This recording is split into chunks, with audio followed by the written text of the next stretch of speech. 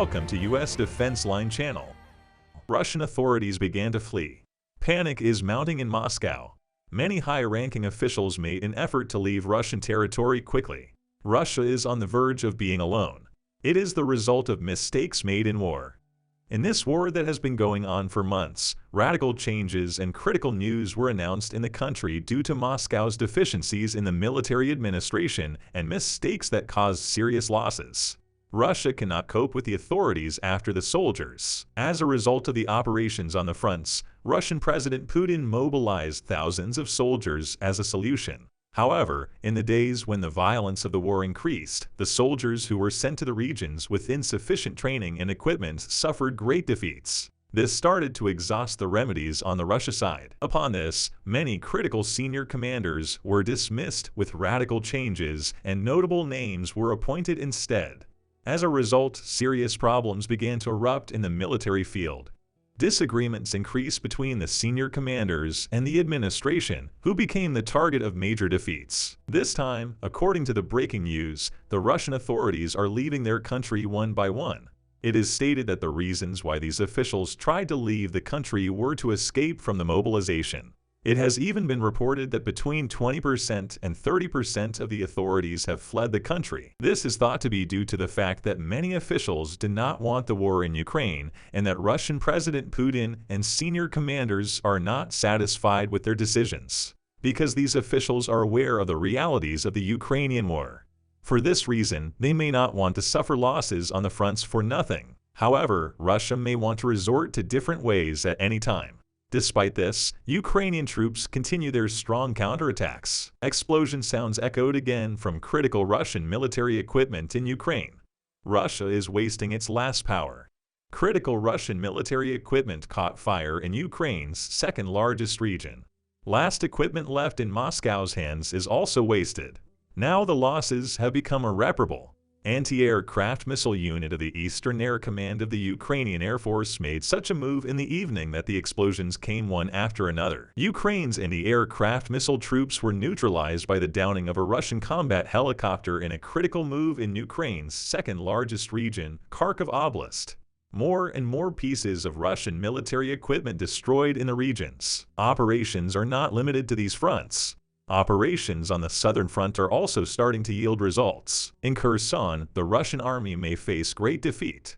Russian soldiers on the right bank of the Dnipro River, which is critical in the region, are retreating. In recent days, mutual attacks in this region have increased their course. Thereupon, the Russian forces could not stand it any longer. Russian soldiers, who could not hold on to the region, withdrew their artillery units. It is thought that the withdrawn artillery units will try their luck in other areas. However, it will be very difficult for him to achieve success in the regions he has tried. It is starting to have difficulties in carrying out its attacks due to its decreasing operational power day by day.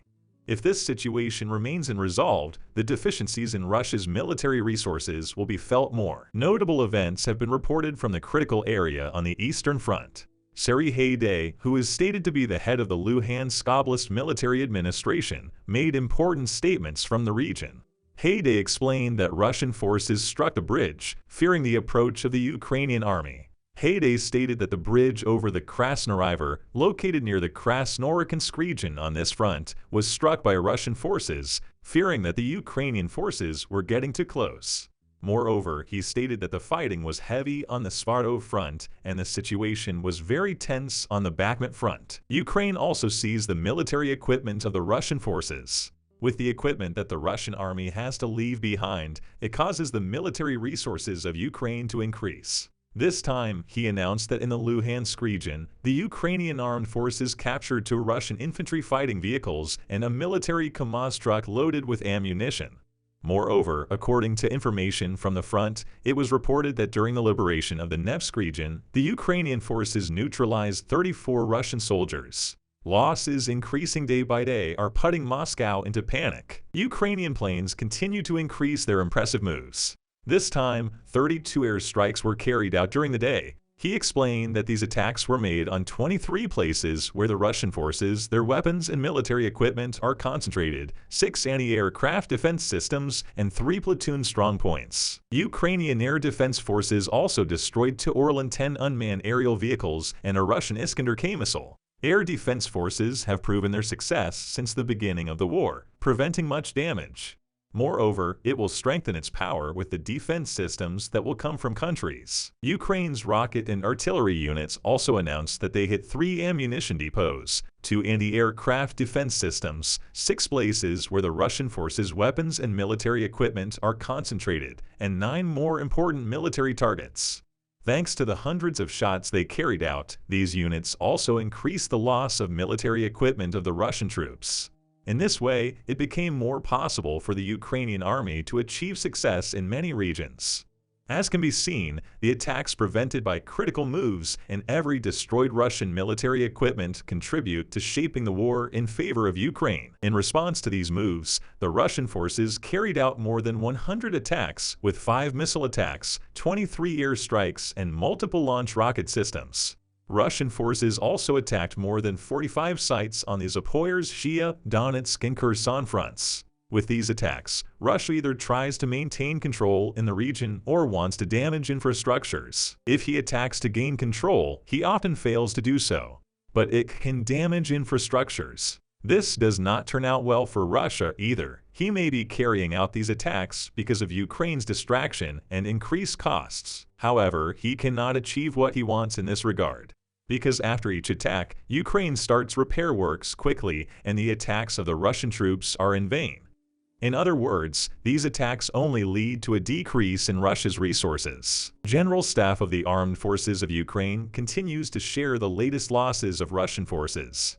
Consequences of the war for the Russian forces are getting more severe with each passing day. Ukrainian troops destroyed 6 unmanned aerial vehicles, 16 artillery systems, 13 tanks, 1 cruise missile, 3 multiple launch rocket systems, 2 air defense systems, and 52 armored combat vehicles of the Russian forces in a short time. Ukraine reported that Russian forces suffered the heaviest losses in the Lyman and Donetsk regions. Ukrainian armed forces reported that with all its struggle, the Russian forces repelled their attacks in 10 regions, including the Bakhmut, Avdiivka, and Kamianka regions. As a result of the repulsing of their attacks, the Russian troops suffered losses and had to retreat. This causes the defeats to get bigger with each retreat. On the other hand, according to the statements, Russia is ready to negotiate with the West.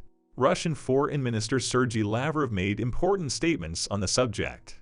Lavrov explained that they are ready to talk to the West to de-escalate tensions, but if there are realistic proposals based on an equal approach, they are ready. He also stated that Russian President Putin is still ready for negotiations, especially on Ukraine.